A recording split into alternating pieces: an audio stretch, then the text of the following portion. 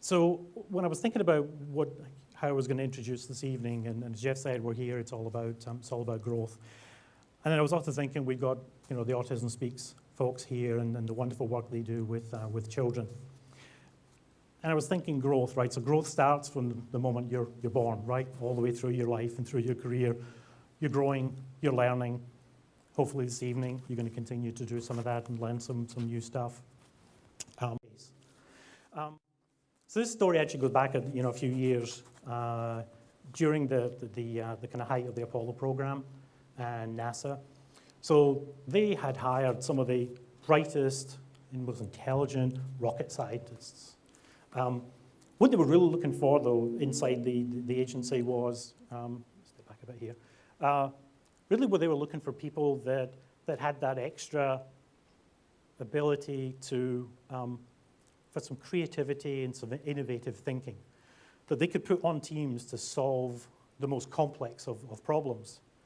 People who knew, could kind of believe in the impossible.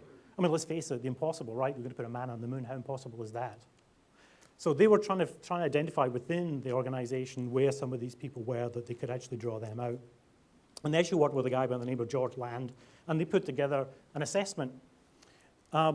Actually turned out to be a pretty simple assessment that they were able to use to identify these people.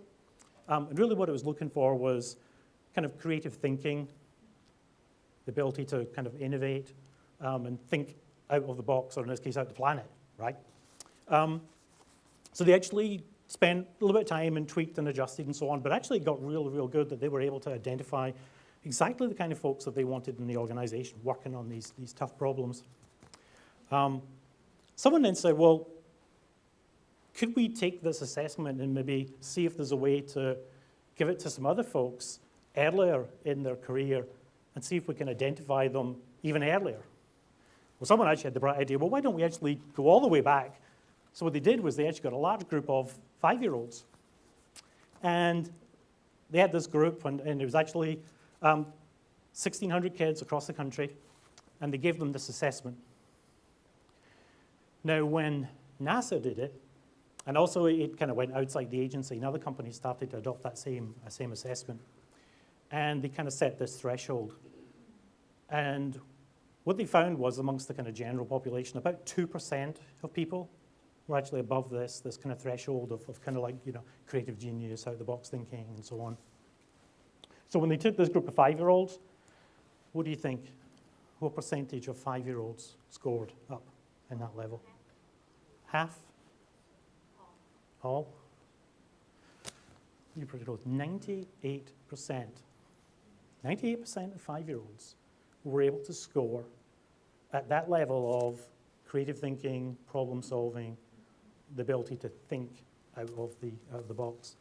So they thought, well, let's track these kids. So went back, forward. There were 10, found them and actually retested them. So what do you think, 98%? So they're now 10. How many do you think now we're at that level? 50%? 30%. From 98 to 30%, from 5 to 10. By age 15, 12%. 12%. So you've got to see, you're going to think to yourself, what's happening there? I'm not a neuroscientist. I don't understand how the brain all works. So my simple mind, the way I can understand what's going on here, is that there's two kind of competing things going on in your head, right? So first of all, there's that, creative, innovative, exploratory side, and on the other side, there's the rational, logical, methodical, scientific, if you will, side of the brain. And, as we're going through school and our experiences and our education, we're really building this knowledge and we're really exercising the logic and so on and the rational, which is great, right? I mean, obviously, that's real good. That's part of education. But what happens if you now get to the point where you've actually tuned out the other side completely, and you're not even open to thinking about new things and even imagining the possibilities? I think that's that's really what's happening here, is that people have lost that ability to kind of think and imagine and believe in whatever whatever they think they can do, or beyond what they think they can do is like, what's the unimaginable? So I think there's three things that we can kind of take from this. I think first, as parents, is encouraging our kids not to lose that belief in that they can be anything, do anything, to encourage them to be creative, think out of the box, design things, be a weird kid like me. There's actually a scene in the Will Smith Pursuit of Happiness movie where, so they've lost everything, homeless, on the street, lost everything. And there's a particular scene where Will Smith is with his kid, and he says, "Don't let anyone ever take your dream from you. Not even me, not even your father." Pretty powerful. Second thing, as business leaders in our organizations, I think we have a duty to not just our company, but to our people, to really encourage some of that creativity, some of that kind of idea, encouraging ideas.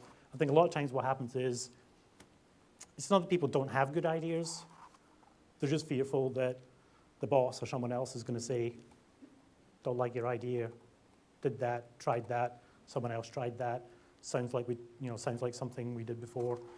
So that kind of gets suppressed. And I think then the third thing is for ourselves. So what I'd like you to do this evening is reach inside, get that 5-year-old, and let him come out to play tonight.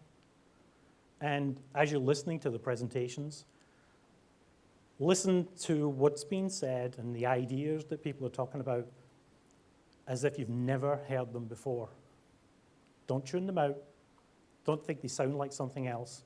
Don't think they won't work. Be really, really open-minded.